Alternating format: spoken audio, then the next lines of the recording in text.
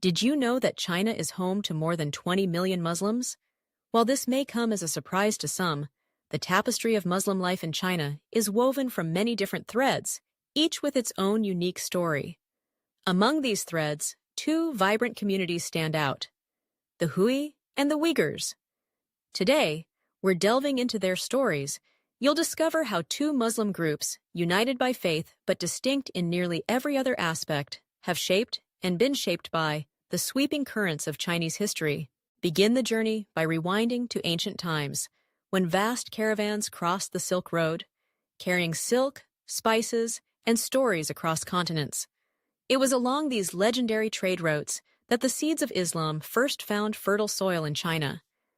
The Hui people trace their origins back to Arab, Persian, and Central Asian traders, merchants and scholars who journeyed deep into Chinese territory a millennium ago.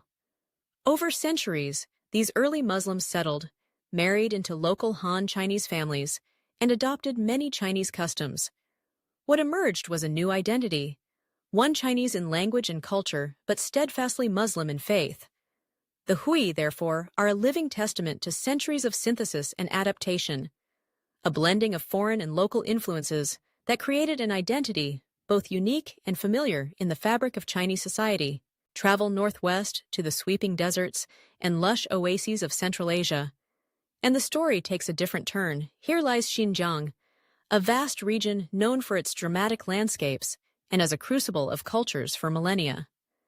The Uyghurs, unlike the Hui, are a Turkic people, descendants of ancient nomads and powerful empires such as the Uyghur Khaganate and the Kingdom of Kocho. Their roots run deep in the land, their history intertwined with legendary rulers, great cities like Turpan and Kashgar, and the rich traditions of Central Asia. While invaders and settlers came and went, the Uyghur people held fast to their language, their stories, and their way of life. But what truly distinguishes the Hui and the Uyghurs goes beyond their origins. It is found in the ways they live, speak, and express their beliefs. The Hui are often called Chinese Muslims for a reason. They speak Mandarin as their mother tongue, write their prayers and poetry in Chinese characters, and blend Islamic dietary laws with elements of Chinese cuisine. Walking through a Hui neighborhood, you might find bustling noodle shops, calligraphy workshops, or even traditional Chinese medicine practitioners, all operated by Hui families. Their mosques are often built with upturned eaves and graceful pagoda designs, looking more like elegant Chinese temples than the domed mosques of the Middle East. Hui dress styles are likewise subtle. Often only their distinctive white caps or simple headscarves set them apart from their Han neighbors. Over generations, the Hui became a bridge between two worlds, embracing Chinese cultural norms while preserving Islamic customs such as fasting during Ramadan, attending Friday prayers, and observing halal food laws. Uyghur culture, by contrast, is a vibrant mosaic of Turkic tradition, music, and spiritual devotion. The Uyghur language, with its roots in Turkic and a script similar to Arabic, is the soul of Uyghur identity. In Uyghur homes, the aromas of hand-pulled noodles, spiced lamb, and fist-sized samsa pies fill the air. Music and dance are central to Uyghur life, whether at weddings, festivals, or simple family gatherings. The rhythmic beats of rawap and dutar lutes invite everyone to join in. Uyghur mosques in cities like Kashgar and Hotan reflect Central Asian architectural styles: grand domes, towering minarets, elaborate tilework, and vibrant courtyards. Clothing here is far more colorful. Embroidered skullcaps, bright dresses, and flowing tunics hint at centuries-old traditions, tribal affiliations, and ancestral pride.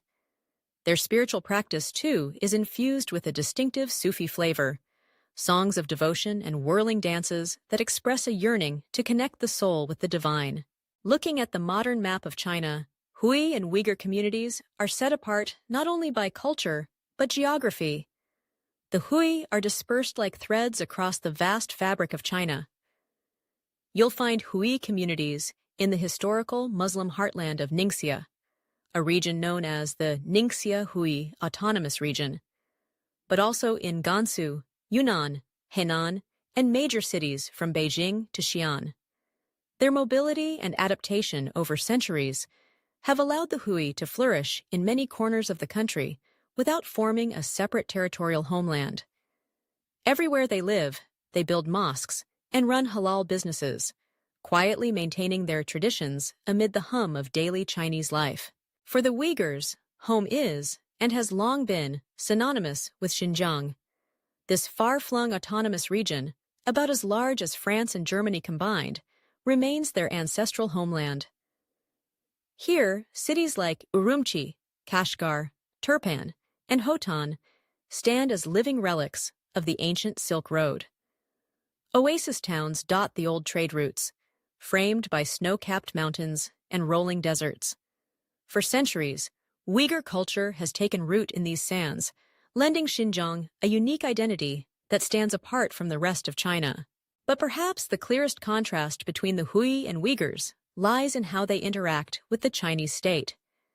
Because the Hui have so thoroughly adopted Chinese language and customs, their relationship with the government has often been more stable and pragmatic.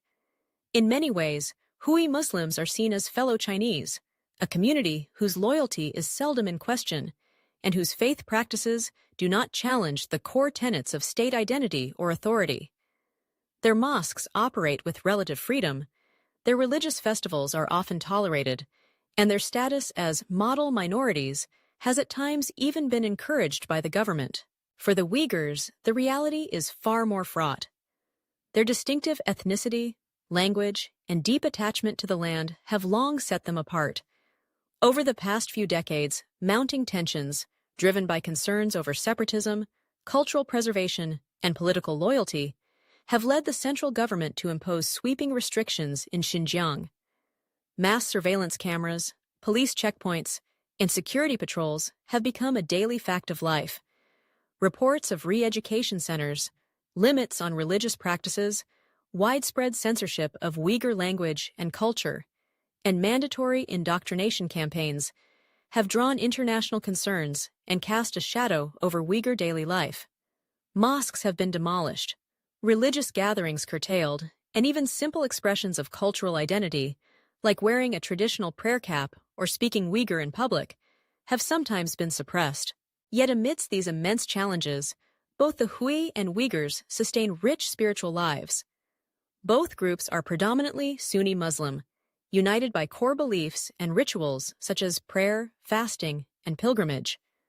Within Hui Islam, there is remarkable diversity.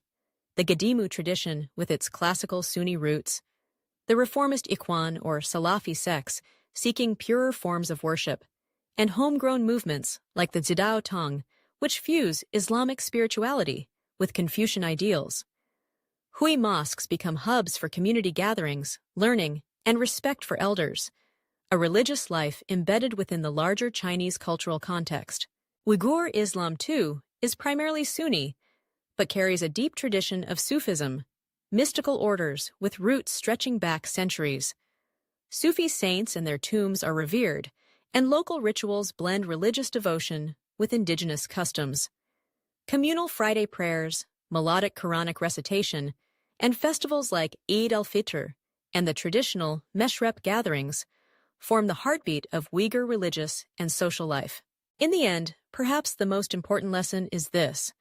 Despite sharing a common faith, the Hui and Uyghurs are worlds apart in history, language, culture, and their relationship to the state. Their stories offer a window into the complexities of ethnicity and religion in China, how identity can shape one's fate in a rapidly changing world. Understanding these differences isn't just about appreciating diversity. It's about grasping the intricate mosaic that is China today, a nation where threads from every corner of Asia interweave to create something wholly unique. If you found these insights eye-opening, take a moment to share what you've learned. Like, subscribe, and join us for more journeys across the crossroads of culture, history, and faith. Stories that help us better understand our world, one community at a time.